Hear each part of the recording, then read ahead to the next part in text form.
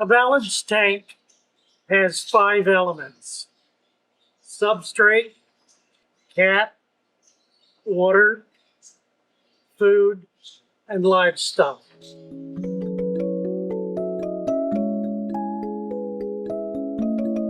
Well, hello. Come right on in. You're in Father Fish.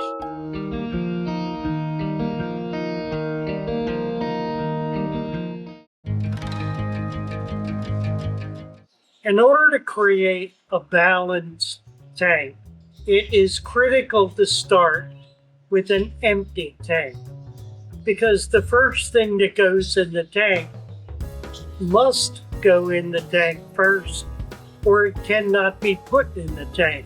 And that first thing is mud. Now, I'm going to be doing another video shortly on an updated version of mud. I've made a few changes, added a few things, really not taken anything out, but the supplements have changed somewhat. So we'll be getting into that probably in the next video. In any case, starting with mud. Now, in truth, that mud can be anything you want it to be. I very strongly recommend that you go out to a local pond, ditch, stream, lake, and dig up a bucket of mud and put it in the tank. After doing that, it becomes important to cap that mud. You see, the mud contains nutrients, and nutrients need to remain deep in the substrate, essentially in the anaerobic layer. You can't do that unless you cap it. And by capping, I mean a layer of sand covering the mud deep enough to prevent the mud from migrating up through the sand into the water column. So the purpose of the sand, you can see here, we've got about 3 inches of sand above the mud. That 3 inches of sand prevents the mud from working up through it and entering the water column. Now, why is that important? It's important because you do not want nutrition in the water. You want it under the water. You want it in the substrate. If nutrition is in the water, the first thing it will do is grow algae. It will also potentially become foul. It will have an odor. It will be discolored. It will create a huge growth of floating plants to the detriment of rooted plants. When you put the water in, do not disturb the sand, because if you do, you're going to punch a hole through it that will release dirt up into the water column. You need to add water carefully so that it does not disturb the sand cap. Add plants. When you put rooted plants in, you do not need to push them down into the dirt. They'll find their way down into it. Just get them halfway in the sand bed. An inch, inch and a half into the sand bed is more than adequate. Roots grow very quickly, and they search out nutrition. That's their function. They'll find food. They'll go deeper, and they'll burrow into that deeper substrate. Now, as this tank remains established, something very important happens in the sand bed. And it happens very quickly, starting from the bottom and working up, from the top and working down. Life begins to develop in the sand bed, in the sand substrate, that cap level. It's microscopic animals, it's various kinds of algae and bacteria, and as it grows, it sucks water out of the water column into the sand bed. It's looking for nutrients, and so it pulls it down in.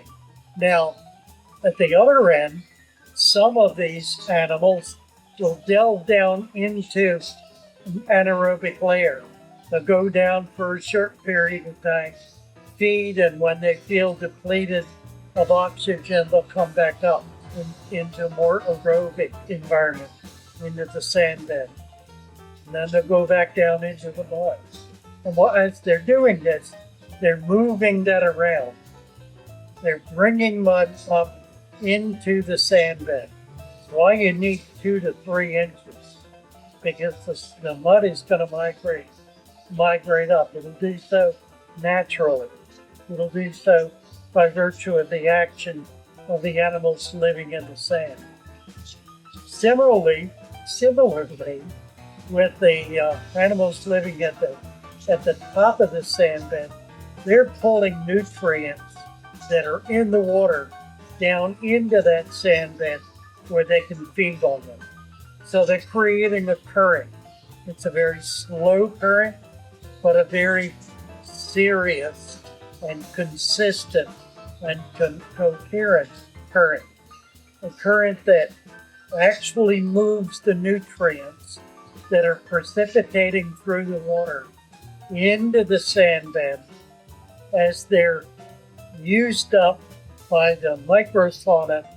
They sink further and further and further into that sand bed until they eventually become part of the substrate, the mud, the anaerobic layer on the bottom.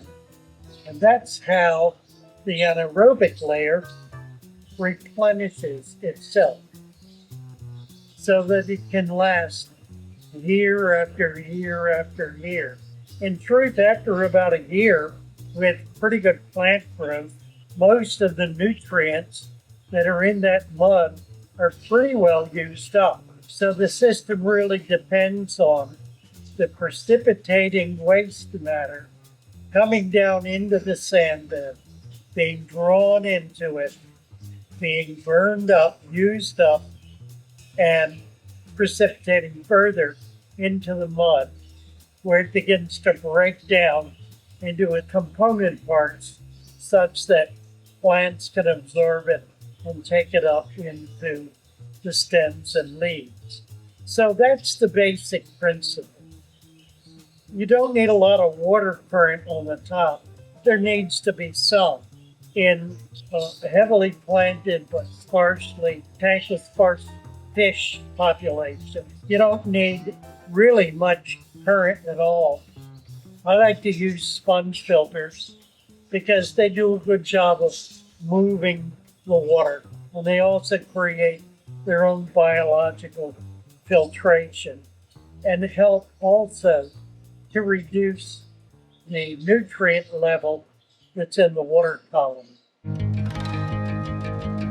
So, by feeding very small amounts, that food is eaten, and then it's eaten again, and then it's eaten again, and then it's eaten again, and then it's eaten again, and then it begins to go into the sand, where it's eaten again, and again, and again, where it goes down into the deep substrate, into the mud, into the anaerobic layer, where it's broken down, taken up by the roots of plants to return to the water column, where it is eaten again for the first time, and eaten again, and eaten again, and eaten again.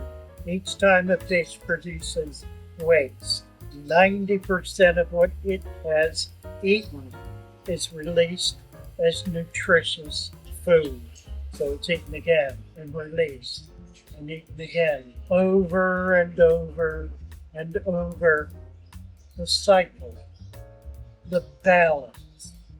It happens if the environment allows it to happen.